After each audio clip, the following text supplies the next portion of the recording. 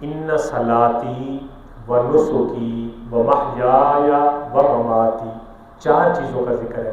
اللہ نے قرآن مجید میں فرمایا بے شک صلاتی میری نماز۔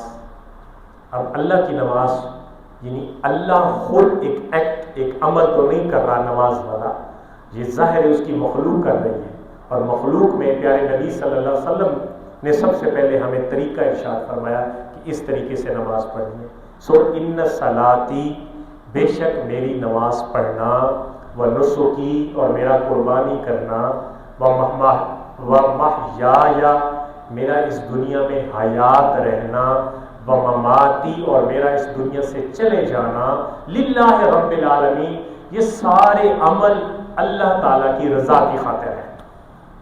بڑا خوبصورت جملہ ہے کہ میرا نمازیں پڑھنا، میرا قربانیاں کرنا، میرا نیکیوں کے عمل کرنا، میرا اس دنیا میں رہنا جس کو ہم حیات کہتے ہیں، یا میرا اس دنیا سے پردے کر جانا، چلے جانا جس کو ہم وفات کہتے ہیں، فرمایا یہ سارے اللہ کی مرضی کے مطابق اور اللہ کی منشا پہ منحصر ہے۔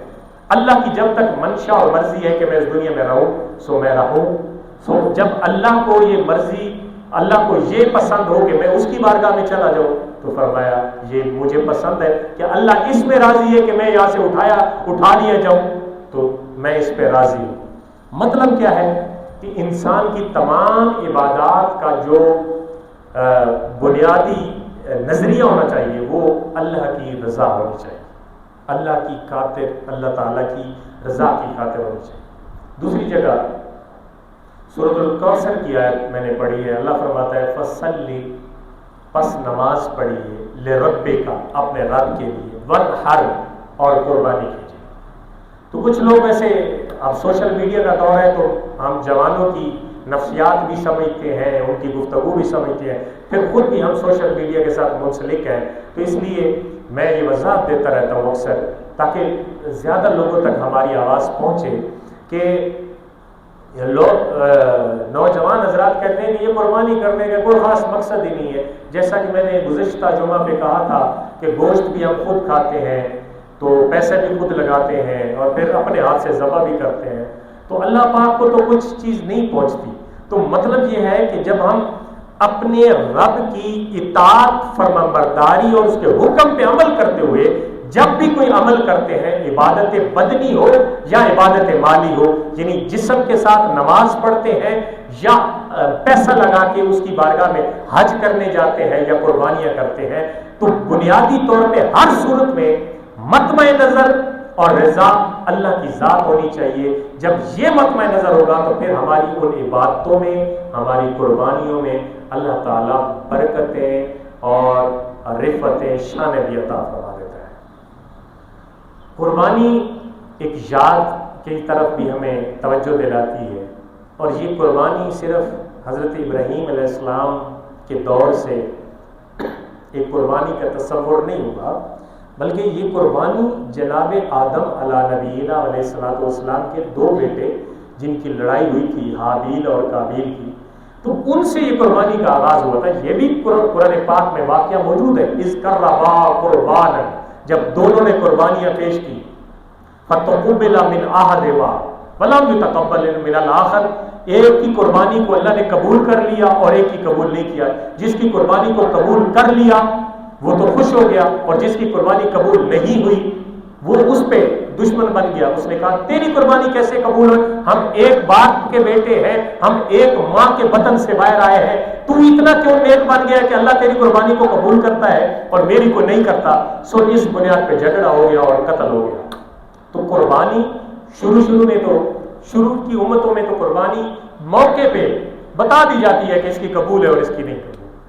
تو جیسے لگتا ہے ہمارا ماحول، ہمارا سسٹم جو مادیت پرستی کا دور ہے، اب اگر کوئی نشانی آ جائے کہ اس کی قبول ہے تو میرے خیال میں تو لہریں لگی ہوئی تھی جن کی قبول نہیں ہوگی، کیونکہ خلوص کی کمی ہے نا، اور حلال مال کی کمی ہے، خلوص کی کمی ہے، کیا کیا لینڈ کرتے ہیں۔ پھر فخر و مباحات ہے، یعنی بہت زیادہ دکھلاوا اور نمود و نمائش کی ایک فضا بن گئی ہے۔ بہرحال یہ اور طرف بات چلی جائے گی۔ میں قربانی کے حوالے سے 2-3 باتیں عرض کروں۔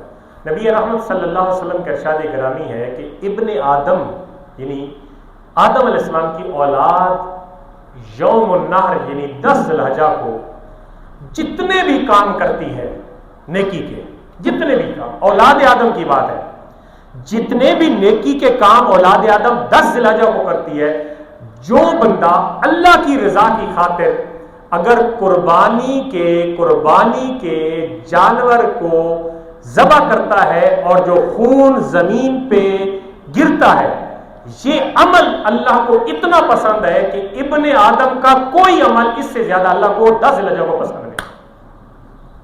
یعنی اتنی فضیلت تو ہے کہ 10 ذی الحجہ شریف کو ابن آدم کا عمل کون سا؟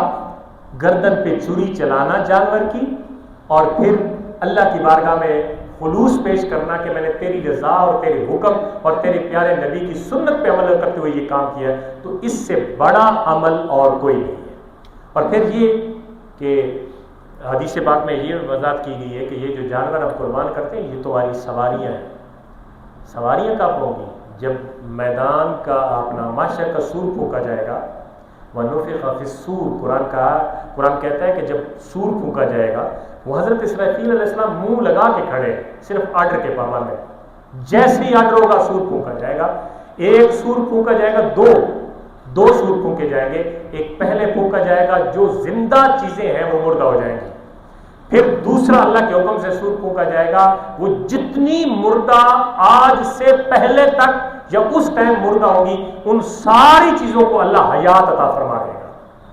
اور پھر وہ حیات یعنی زندہ ہو کر پھر اللہ کی بارگاہ میں میدان محشر میں پہنچے گی. تو وہ قبروں کے سرہانے پہ، یہ حدیث پاک کا مفہوم بیان کر رہا ہوں، جب وہ مردے قبروں سے اٹھیں گے، اب کیسے اٹھیں گے؟ اس پہ ہمیں عقل کے گھوڑے نہیں دوڑانے. وہی ذات ہے جس نے پہلے انسان کچھ نہیں تھا تو بنا دیا. بھائی آپ پہلے کچھ تھے؟ اس دنیا سے آنے سے پہلے صرف روحیں تھی نا، جسم تو نہیں تھے، نہ ہڈیاں تھی، تو پھر آپ کیسے آ گئے؟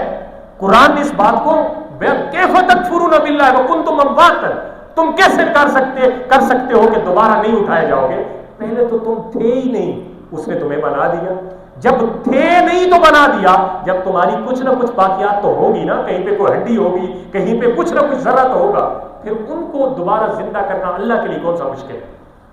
سمجھ آئی بات کی؟ کافروں کو بھی ایک طرح کی دعوت ہے اور اپنوں کو بھی کہ غور کیجئے، جب یہ مردے اٹھیں گے تو ان کے سرہانے پر، ان کے سرہانے کی طرف، ان کی قبر کی سرہانے کی طرف سواریاں کھڑی ہوں گی. کسی کا بکرا کھڑا ہوگا، کسی کا چھترا کھڑا ہوگا، کسی کا بیل کھڑا ہوگا.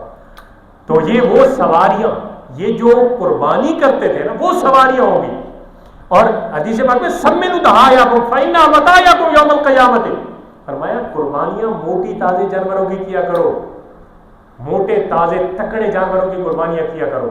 کیوں؟ فإنھا متاعکم یوم القیامۃ، یہی تمہاری سواریاں ہوئے قیامت کے دن ان پہ سوار ہو کے جانا. جیڑا جو بندہ ہو جی قربانی لے آئے جیڑی تورنو آوازار ہوئے، ہڈیاں بیچاری دیا باہر نکلے، ان پہ قربانی کا نہ کرنا ہے. کیوں؟ گوشت کھانا نہیں.